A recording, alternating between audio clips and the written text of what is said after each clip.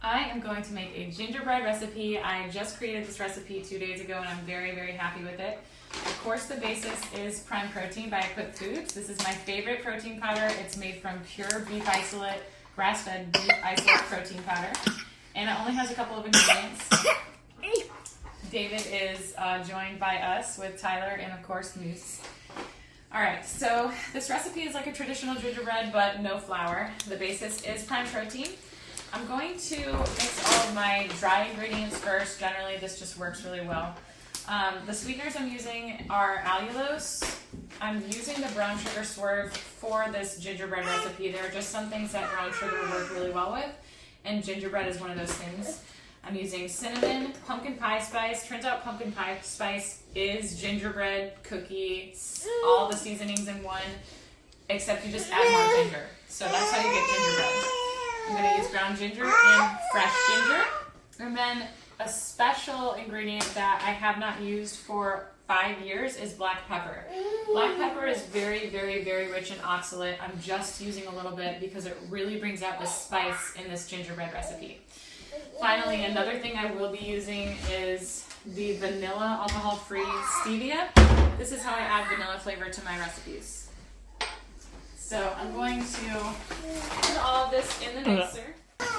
I am not using measurements, but I will, for you all, post specific measurements in the description. So that's where you can find them.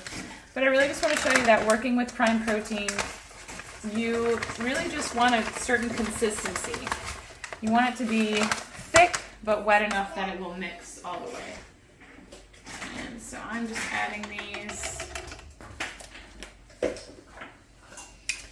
This, again, is very high oxalate. Pumpkin pie spice, like clove, nutmeg, those are rich in oxalate. Cinnamon is rich in oxalate, but it's insoluble, so it doesn't count, so that's a bonus.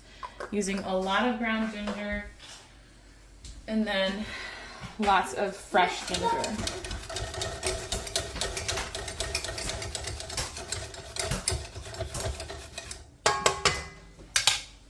And then pepper.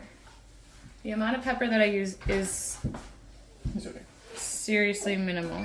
Baking soda.